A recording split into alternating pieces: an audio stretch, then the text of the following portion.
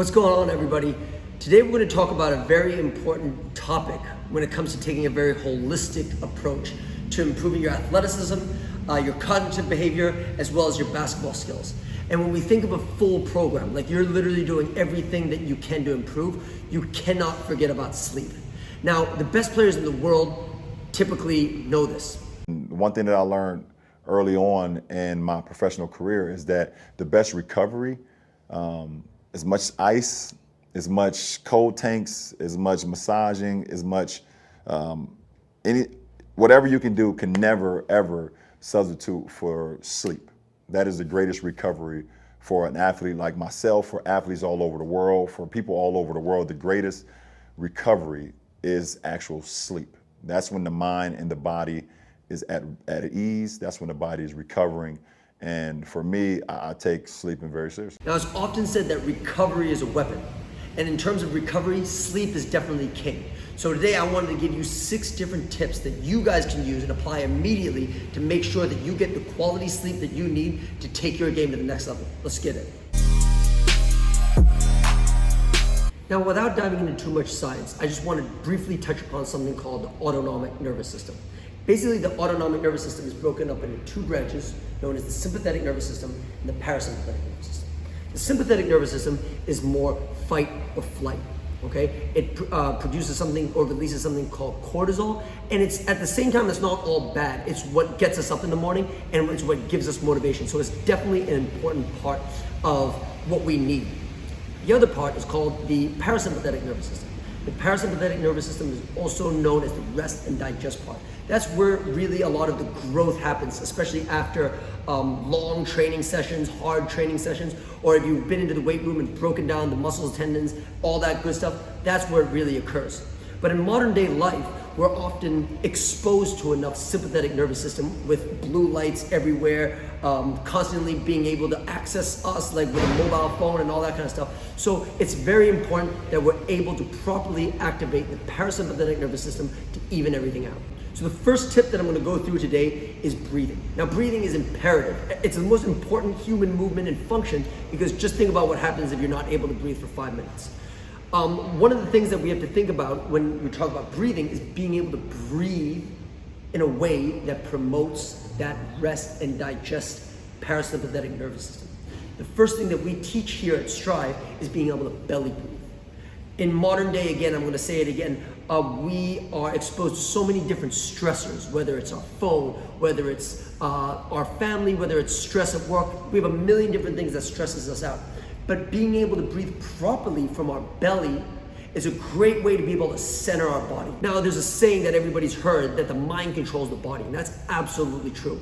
But through breathing, this is a perfect way to control the mind. When you think about breathing, we can think about tempos of breathing. We can think about how we're breathing. Are we breathing through our mouth, or are we breathing through our nose? So what we teach all of our players and all of our athletes is before they go to bed, we want them to lie on the floor and really focus on diaphragmatic breathing.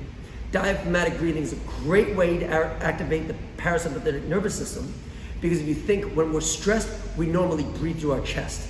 So we take some time, 2, 3, 4, 5 minutes before bed, center our body and focus on parasympathetic diaphragmatic breathing. The next tip that we're going to give everybody is self-myofascial release. When we think of self-myofascial release, it's also foam rolling, or you may use lacrosse balls in this case. The biggest difference between when we go to bed and before we train in terms of self-myofascial release is that we want to make sure that that pain threshold isn't too high. So anytime we get into it, we find a good knot or an adhesion that really, really hurts usually, we don't really want to go there. Instead, we want to use foam rolling as a massage in order to relax ourselves and activate that parasympathetic nervous system more, so that by the time we actually go to bed, we are ready, we're relaxed, and we get a great night's sleep. The next thing that I'm going to recommend is a hot shower and a hot drink. Now, a hot shower goes without saying. Everybody loves to take a hot shower because it makes us nice and relaxed. This is something that you can actually feel when we're talking about the parasympathetic nervous system. You can feel your body just calm down, dial down from a long day's work or any of the stresses that might be outside. But when it comes to a hot drink, I love to consume one every night, an hour and a half to 2 hours before I go to bed, because I don't want to drink too much before I go to bed. I won't have to go to the bathroom. And this hot drink consists of organic honey, apple cider vinegar, which is shown to be great when it comes to insulin, promoting insulin sensitivity and things like that, as well as hot water. And again, this is a great way to just allow your body to calm down right before you go to bed. Now, the next part is actually two different things, but I'm gonna put it into one point. It's your bedroom environment. When you go to bed, we want the temperature of the room to be more to the side of a cooler setting. Now, this is gonna mean something different for everyone. I might go to bed and I really like the room temperature extremely cold. Or my wife might go to bed and want the room temperature to be kind of warmish to me, or more to the side of what I would consider hot. Now, this is something that everybody is gonna be different for everybody. But before you go to bed, if you live in a hot climate like Hong Kong, you may wanna turn on the fan or the air conditioning 20 minutes before you go to bed so that when you enter the room, it's at a comfortable state. Then the next part that I want to recommend is blackout curtains. Now, this is important to keep all light out of the room to make sure that you get into the deepest part of sleep and that you wake up feeling refreshed and ready to go. Now, the last one is probably the hardest one for everybody, at least I know it's the hardest one for me, is to avoid any kind of electronics or blue lights 1.5 to 2 hours before you go to bed.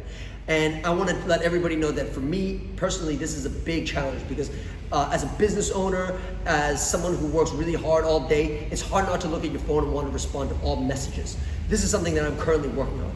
And what I've decided to do is an hour before bed, I'd put my phone away and try to read along with my hot drink. I'm trying to relax a little bit more. Anytime I get in touch with a blue light, like a TV, a computer screen, my phone, it activates the parasympathetic nervous system a little bit more, especially if we get a bad text from someone at work or a friend or a girlfriend. It's not something that you want to see before you go to bed. So I would recommend finding a good book, enjoying your hot drink right next to the bed, and making sure that you get the best night's sleep possible. Guys, I hope you found this episode useful, because again, sleep is one of the most overlooked parts when it comes to a holistic program, but it could arguably be the most important thing. It's actually what's gonna determine whether you get part of the results that you work for or all the results that you work for. So if there's any questions that you guys have, please leave us a comment down there and we'll make sure to get back to you. We'll see you next time.